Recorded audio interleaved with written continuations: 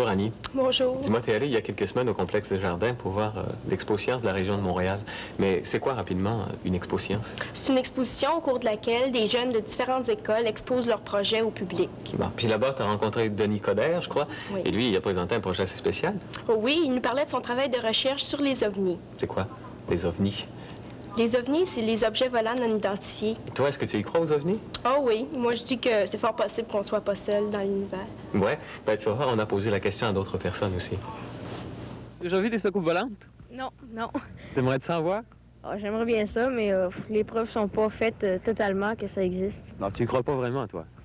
Ben, j'attends que les preuves soient véridiques. Tu y crois-tu? Bof, pas plus que ça. Non? Non. Tu connais pas des gens qui t'ont dit qu'ils avaient vu des soucoupes volantes?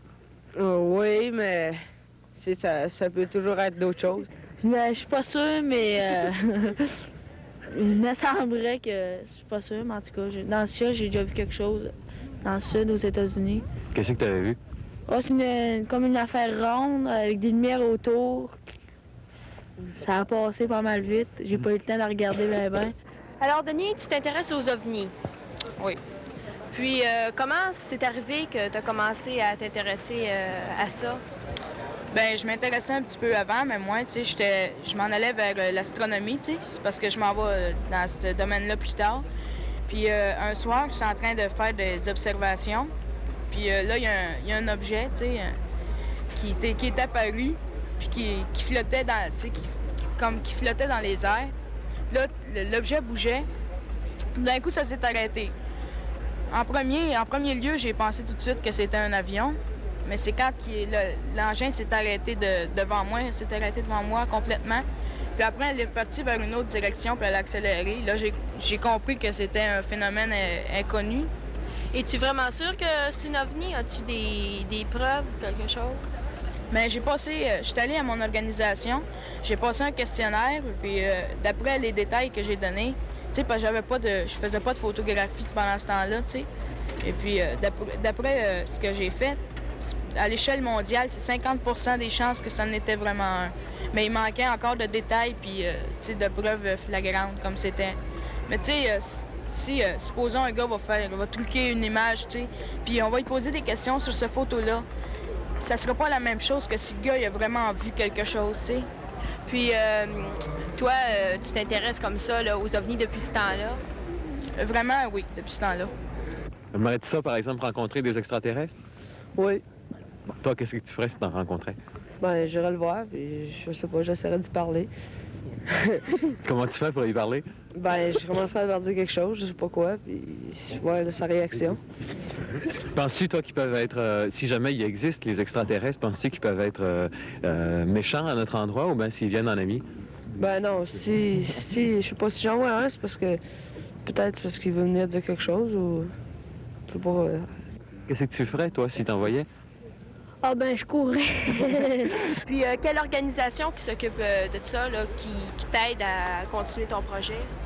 Ben moi, je suis membre d'une organisation, mais tu sais, je prends ma documentation pas mal par moi-même. Tu sais, je fouille, je m'en vais dans les bibliothèques, puis tu sais, je me fie au travail que les experts, les écrivains font. Puis à partir de ça, tu sais, d'après mes idées à moi, comme on peut dire mes théories, j'approfondis mon sujet à ma guise, à mon goût. Est-ce que tu y crois aux extraterrestres? Ah oui. Ouais. Pourquoi tu y crois? Ben, il y a beaucoup de films puis des photos qui ont prises, puis c'est possible qu'il y ait des gens sur d'autres planètes.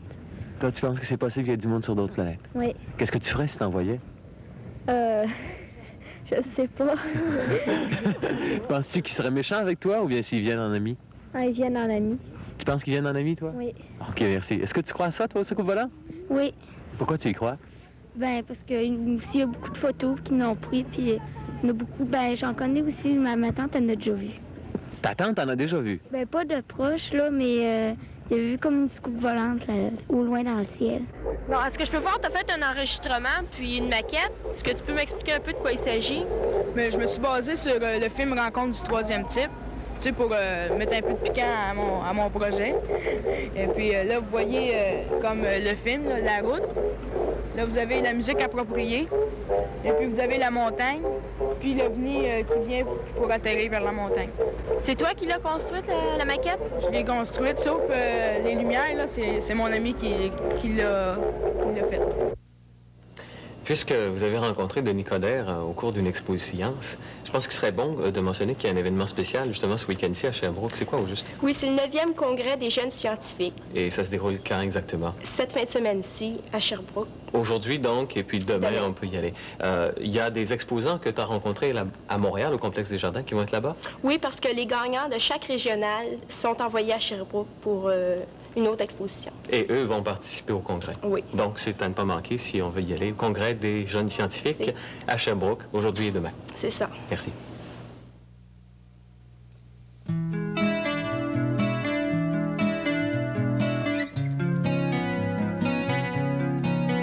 J'ai la tête pleine d'images, de lieux, de gestes et de mots, souvenirs de beaux visages.